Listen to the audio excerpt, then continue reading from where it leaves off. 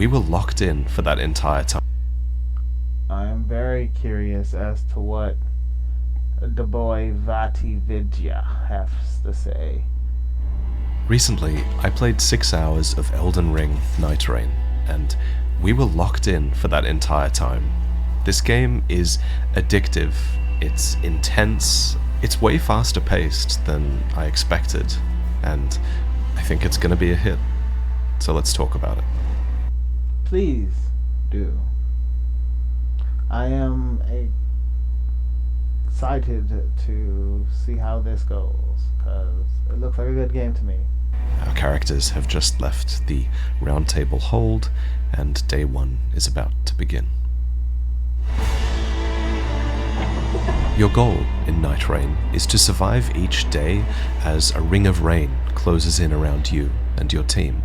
Then, at the start of day 3, you'll fight one of 8 major bosses using all of the randomized loot and buffs that you've accumulated over the course of your run. Now, every session you play in Nightrein is supposed to be somewhat unpredictable. You won't always explore the same map or receive the same loot. So there's actually different maps, or they're saying, or is he saying that you're just probably gonna go a different way? I'm not sure. Or face the same enemies. The one thing, though, that I found very predictable in every single one of my Nightrein sessions was this feeling of pressure. The pressure not just to survive, but the pressure to get stronger. Because if you don't get powerful fast, there's no way you'll defeat the final boss. Well, that's good. If they make it feel like you actually need to hurry up and get strong, then I like it. Because you don't want to just be like pussyfooting and then be like, hey, and then the boss just get mollywopped because it's four dudes. You can kind of see that pressure Or 3 dudes. It looks like it's three, yeah. in action here. These characters just rested at a grace and leveled up and ran because the rain is coming and you don't have much time. The rain or the ring? In our playthrough session, we would have to make these split-second decisions about where to go and what to do, and most importantly, whether we had the time to do it. So often, That's good. Urgency. it was a choice between defeating a boss and claiming its loot, or running away and living to fight another day. So many subtle changes have been made to the mechanics of Elden Ring as well, and all of these changes have been made in the name of speed and efficiency. For example, you can now vault easily over objects and even enemies as well to get where you need to go. He answered the question I had. I was questioning this ability. Gone are the days where you need torrent to traverse the map. Now you can press L3 to activate a powerful sprint, and you can also activate spirit springs on foot, which vault you so high up into the air. Also, there's no fall damage in Nightrein, so from high places it's easy to justify jumping down and getting to where you need to be. No fall damage is great. Let's talk about the different classes, the different Nightfarers that you can choose to play in this game. This is the Recluse, a mage character that, like other characters, has an ability and an ultimate that Not gonna lie, I fucks with the drip. you can use. They've turned the HUD off for the footage that they've given us, but I remember what these abilities and skills looked like, so I've drawn them, and this is where they are usually on screen. Your activated ability is on the left, and your ultimate is on the right. That's ugly. I don't like that. Both of these circles fill up over time, and when they're full, that's when you can use the ability. That seemed like some phone game ass AI design. Or the ultimate. Now, the Recluse has an ability that is actually much more complicated than the other characters' abilities, And I think they designed it this way because the Recluse is designed to be a backline character. In Nightrein, the spells you cast are tied to the weapons you pick up, so you usually only have 1 or 2 or 3 or 4 spells on hand. That's cool. I see. I like it. So From Software has given mages another system to sort of micromanage while they're standing in the backline casting spells. Let me explain really quickly how it works. Basically, whenever an enemy or a teammate gets tagged by a certain type of damage, like fire or magic or holy, a little marker will appear on them, and then the Recluse can absorb that type of energy, getting a little bit of mana, but more importantly, filling out one of these small orbs. Then, when you've acquired 3 elements, you can unleash the Recluse's ability, generating a unique spell based on the combination of elements you've acquired. Unique spell? So, a huge part of this character's skill expression is going to be understanding intuitively what these different combinations of spell are, and whether you're in the right position to cast them. And this is just this character's ability. They obviously have an ultimate as well, and this one is more straightforward. Basically, after a short delay, you can mark nearby enemies with this red tag, and once marked, if anyone on your team hits them, they will regain health and mana, which is incredible for the sustained health That tells me all I need to know about the build. of your party.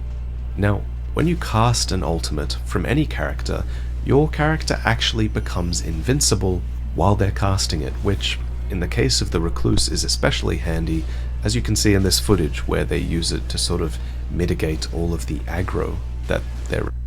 That is a very, a lot of games do that.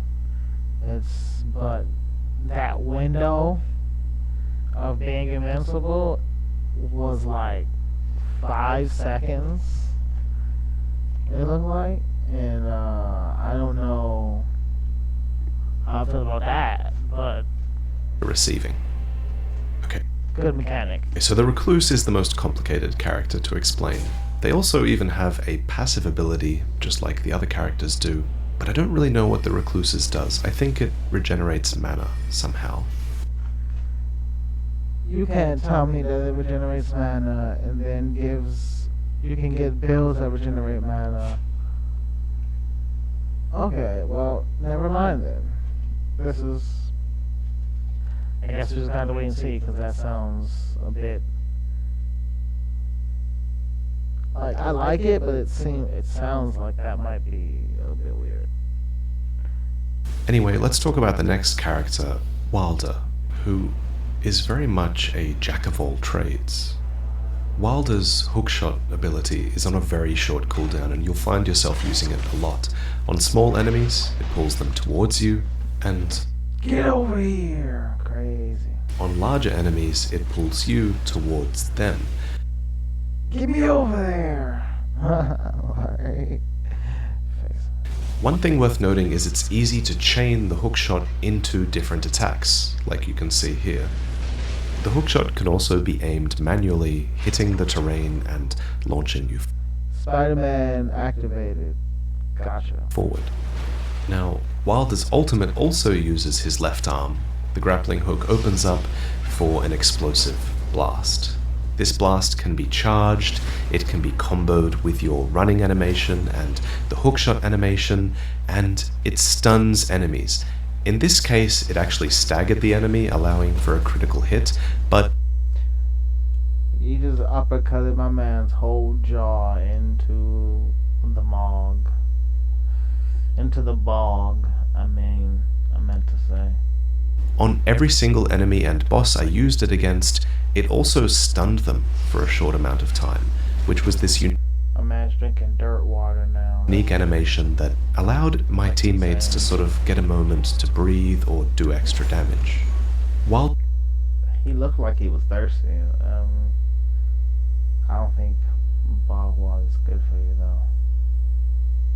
This passive ability is a one-time use effect that allows him to completely negate any instant of damage that would have killed him. You might have just seen it activate there. Basically, Wilder does this brief moment of inspired acrobatics and gets a second chance instead of being downed. So you get 2 invincibilities with him. Next, let's talk about the Guardian. So the Guardian's passive ability is this shield stance, I'm pretty sure, which increases an additional invincibility. But you probably only get that once, so... your guarding capabilities at the expense of your movement. Their ability is this whirlwind attack, which seems to get rid of environmental effects like the Death Blight here, but moreover, its main function is to interrupt enemies, so that your teammates can get some damage in. In this way, the Guardian is a really strong melee support character. Exactly what I was thinking. Support. I need support. Acting as a tank, but also as a tank sort of support for other characters. I'm be choking on some blight and they gonna be like, I bet. Around you. Their ultimate too is very team-based, with this aerial dive bomb that is excellent for reviving your teammates, because remember, you have to attack your teammates to revive them. This has a secondary effect, I'm pretty sure, of fortifying the teammates that are near the area of effect, giving them increased poise for a short time. I make it sound like the Guardian is purely a support character, but that dive... They do seem mad supported, you know. I mean, I'm sure the dive is going to do mad damage, because you probably going to be a lot of mid-range until you start swinging that hammer down for the ult, I'd assume. And then once you do the ult, you have a buff, and then you swing at them with the buff till the ult buff goes away, and then your people get up and heal and stuff, and then once that goes away, you drop back off for support. I assume that's how you play that, and let the front row guys do their thing again, something like that. Well, the other one, I think, there's only like 3 people, so the other actual one, so it's more like a mid-range character, I'd assume. Dive Bomb will be excellent for clearing groups of small enemies as well, and accumulating runes from killing enemies and strengthening all of your characters and leveling up is a huge part of the game, so that kind of group clearing is a really good offensive capability. AoE, my boy, AoE. As well. And speaking of offensive capabilities, this is the Duchess, who was the character that I played the most in this. Not gonna lie, she looked like she doing a operation, like a federal. She looked like she doing something. She on a mission. Demo. Her passive is this sidestep dodge that's similar to the Bloodborne dodge, making her very well suited for anyone who prefers a more aggressive playstyle. Her ability and she be recording stuff.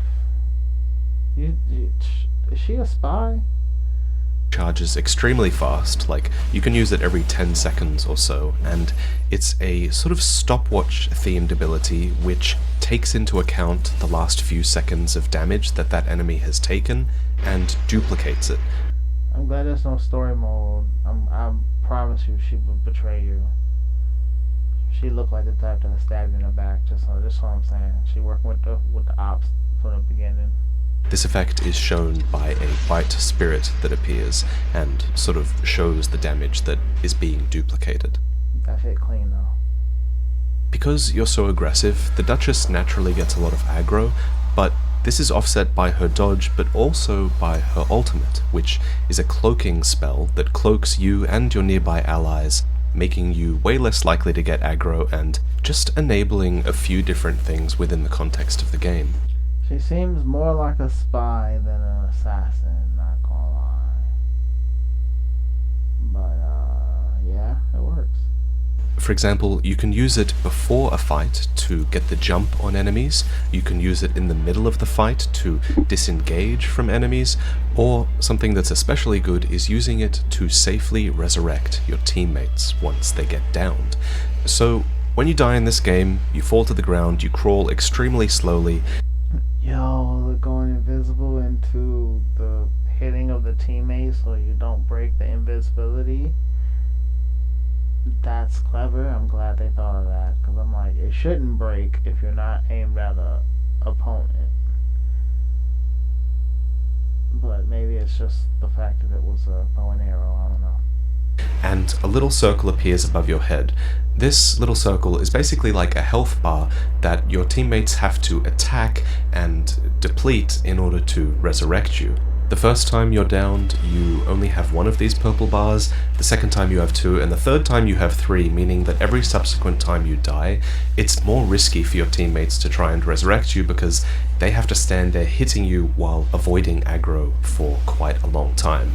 And with some of these bosses, avoiding aggro is not easy. These bosses will often be a 3-part fight where Hey, they split up. you just have them on you the entire time. So resurrecting your teammates is definitely a tricky thing to pull off sometimes. Yo, how you put the sword on your back? I guess with the tails or the help with the brothers. Well, I mean, it's magic, it don't matter, but I'm just saying. It's also something that takes the damage you deal into account. So the more damage you do, the faster you'll resurrect your teammates. And so now I think we should talk about how to make your character. But the arrows also don't actually do awakening damage. They may just, I don't know. It didn't help them get up from the 3 times I saw him use it. Stronger, how to make you do more damage and take more damage and survive. Okay, so the footage they gave us is really quite good. It does a good job of showcasing things that are important to the game, but It does, but RP walking like this is not one of them. If you did this in game, your teammates will scream at you like, you don't have time to do this kind of thing. You are evaluating weapons and items and stats as fast as you can because you also have to think about where to go next, and yeah, it's just crazy. yeah, I guess it could be a little frustrating if you start playing with people who being laissez-faire, and they're like, bruh, hurry up. So a big part of skill expression Or like, I guess if you need to pause the game, oof, sounds like y'all gonna be struggling. is being able to look at a weapon and saying, okay, this suits my build, okay, I'm going to work towards this, or I'm going to leave this one behind, or I'm going to give this one to a teammate, that sort of thing. And a part of what makes this so much simpler than Elden Ring, but also so much more complex, is that yes, weapons have been simplified in the sense that they have one number associated with the damage they do, and it's quite clear if they inflict a status effect like Scarlet Rot. It's obvious if you've played the base game which skill is tied to the weapon, but what makes this so much more complex is that every single piece of equipment now comes with passive buffs that affect your character even if the weapon isn't actually in your hand. Yeah, I saw this in the other video. They have like, any buff you get stays on you as long as you're holding the weapon. So you have 6 weapon slots in this game, and you want to fill every single one of them because every weapon will confer a different passive buff that will affect the main weapon that you have in your hand. So say, for example, these 3 armaments drop for you. Which ones would you take with you? If you're playing a melee character, the Tree Spear might be great because it actually has a really good charge attack and it increases the damage that charge attacks do, so you might want to base your build more around a charge attack playstyle. Or if you have the Duchess on your team, you might want to grab the Bleed weapon because Bleed seems to synergize really well with the stopwatch ability that duplicates damage. Being able to spot these synergies in an instant and try to make your build on the fly was a really big part of what made this game so fun to me.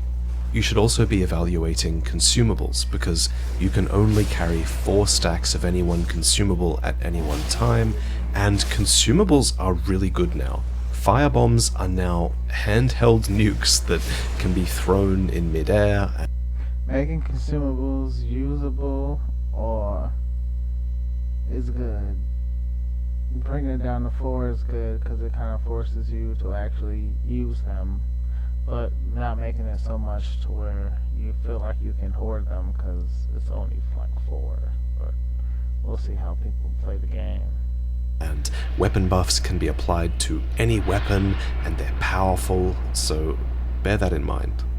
Another thing that's really important is, ideally, you'll have someone on your team who's really good at quickly evaluating where it will be best to go next. There are a lot of important landmarks in this game, and many of them will be recognizable across multiple sessions. For example, you see that black rise off to the right there?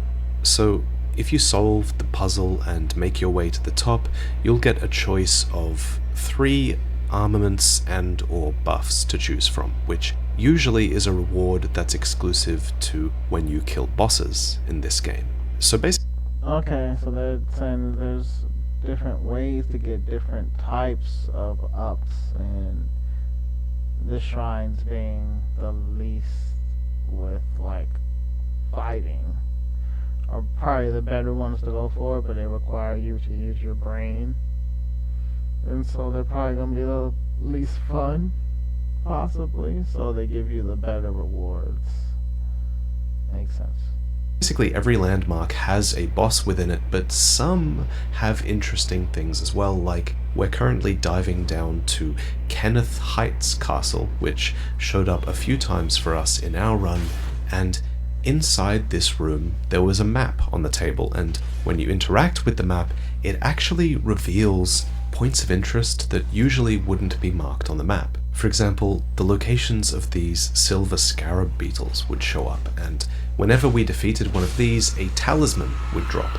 Each character has 2 talisman slots, and being able to loot a talisman usually was a really big power spike for one member of our team.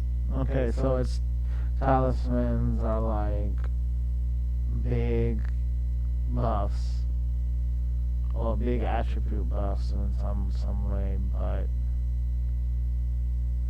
they're per character, and they're probably per the character who kills it. Team. I feel like that might cause people to fight over them, but I guess if you know who their powerhouse is, you would make them get theirs first, maybe, because you're like, we need you for the power, or whatever, depending on where you're going or what you're doing, maybe. And I don't have footage of it, but Kenneth Heights map also revealed the location of merchants on the map, and these merchants were always next to a smithing table, and they always sold one type of smithing stone, which would have allowed you to level up your weapon. This is So it sells money and level up points, or just money in this game? I guess both, right? probably a Still. really important mechanic to interact with if you find a merchant, because weapons have different rarities as well, which is something I should have mentioned. There's a common level 1 rarity, there's a rare blue level 3 rarity, there's an epic purple level 9 rarity, and we only found 2 of these, but there is a legendary rarity as well that requires you to be level 12 to equip. And that's per map, per game. Like if you, once you're done, you have to drop it and then find another legendary every time you play. Is that what I'm understanding? That's kind of, I guess it depends on what you keep per game, or do you start off naked every time? Like, let's go from 1 to whatever level you can get to. Equip it. I'll admit there were runs where I was like, ah man, we didn't get any good loot that run, like we didn't find that many epics or legendaries, and that could be a bit frustrating. However, I suspect that the merchants and their smithing tables will be a way to consistently upgrade a weapon that might be common, but it might have a really good buff that you want, and so I think upgrading weapons could be a way to sort of smooth out the randomness. You can upgrade a legendary, so you can just find a good one and just make it legendary, or find a legendary and just keep it. Of the game. At the end of every day, you face a major boss. So there were 4 different types we could face in this demo, and they were all very difficult, especially the ones that split into multiple versions of themselves or had multiple ads that you had to deal with, because that required everyone in your team to fulfill a role, and the strategy you use against these bosses will play a huge part in your success. So get ready to watch people rage when they teammates don't listen and people start role playing in the wrong direction. It's gonna be fun. Trolls are gonna have fun with this one, I guess. For example, we had someone on our team who was not as familiar with Elden Ring, so they ended up taking on a tanking role where they kind of held up their shield and tried their best to keep aggro rather than dealing damage, and they did a great job of that. That worked really well because they could do something like distract the demi-human queen all by themselves, while me and a more competent player were able to DPS this demi-human swordsman down. He said, I carried them on my back. And then go back and help the tank with the one they were aggroing. There were strategies. Good thing there was a shield on his so he ain't get stabbed in ours. Just charge forward. Crazy. I mean, if you have a tank but if the tank's tanking correctly, then he's doing his job, right? Is for every boss like this, and I really enjoyed coming up with ways to defeat these bosses on the fly and accounting for the things that went wrong within the fight. So what you're seeing here is the end of day 1, where they've defeated the major boss, and now they get to claim a reward. I guess it is saying that you could probably do most of this with like 2 people then, right? Like many rewards in this game, it's a choice between 3 different options. Sometimes it was a choice between permanent effects and buffs for your character, sometimes weapons, sometimes both, and again you have to make a really split-second decision on what is best for you and your team. And then at the end of the day, the night rain recedes, and you can go out and explore again. But bear in mind, I'm pretty sure everything you killed on day 1 stays dead on the night rain, because the blue stuff, even though it looks like fire, is rain. Day 2, so it was important to keep progressing around the map and finding new places to explore.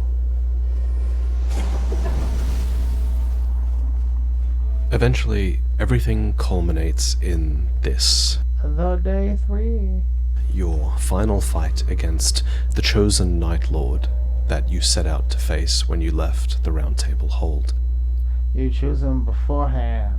Right, because it's a boss fight simulator. Gotcha. I don't know why I said that. In this case, our final boss was called Tricephalus, a 3-headed hound that periodically would split into 3 parts, 1 for each member of your group.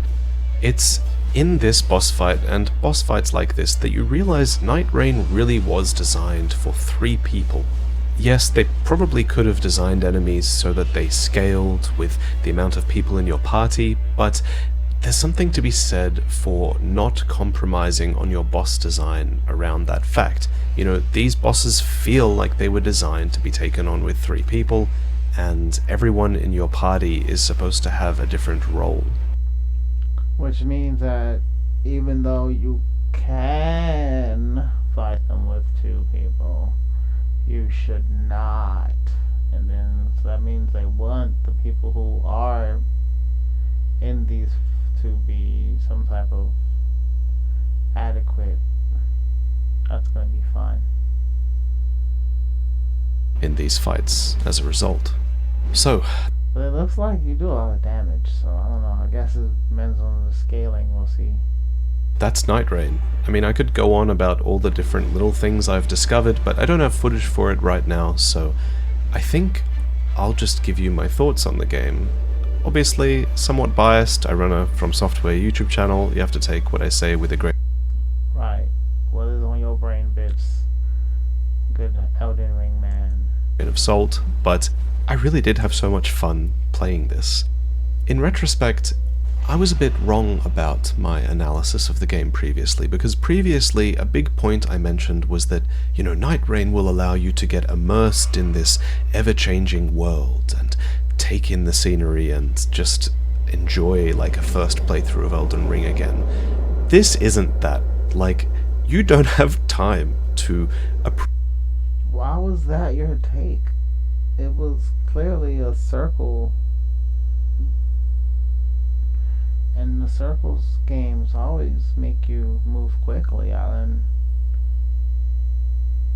appreciate this world sometimes. Instead, that feeling is replaced with this rush to explore and get stronger and overcome difficulty, and when your build comes together just right and that allows you to kill even more bosses even faster and get even stronger, it's a great feeling. And over the course of our play session, we finally had one run where everything came together perfectly. We got the items we wanted, we managed to execute our strategies perfectly, and we finally faced off against the final boss and managed to take it down. If you have a friend or two who are into Elden Ring as well, and you think you can all team up and take on this game together, I think it's going to be like one of the best co-op experiences you've ever had. My main concerns with this game... What they be? Because, I see some.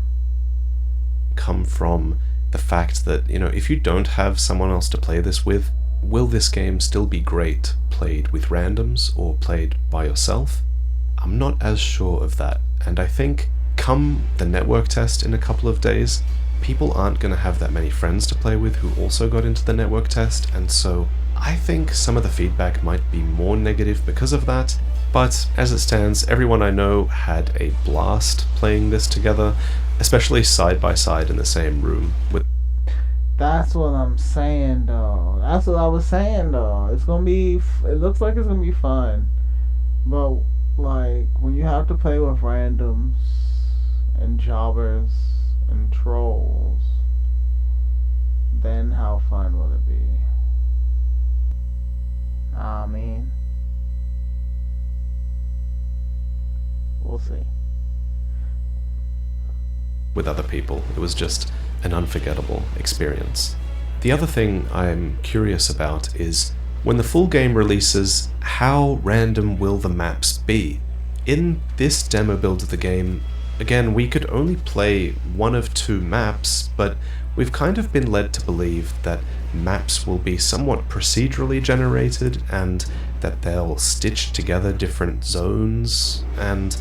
Yeah, that's kind of how they make it seem. Like, at least they'll have some stuff where I guess it'll be a map format, but then they're gonna have some stuff generate randomly in these typical areas. Maybe I would assume. I don't know. If they want to keep the map shape the same, but if they're doing it by like sections and stuff, it will be kind of weird. But maybe. And yeah, the demo had two we'll see how the atmosphere feels. maps, seemingly, that you could explore, and over the course of our session and over the course of the network test, when people play this, they're going to start figuring out these maps and understanding the best route through, and it will become familiar to them, which I don't think is the intended experience for Nightrein. I suspect in the full game, and I hope in the full game, maps are really, really randomized, and no two playthroughs are the same, so that's definitely something I'm going to be looking for in the full release. Me too. Anyway, I hope this video helped you understand more about the game. I'll be playing the network test and recording our experiences, and I might make a video on that as well. Yep, that is Nightrein. It looks like it's gonna be good. I'm gonna play it when it comes out. Yeah. That's the side with the flip, I guess.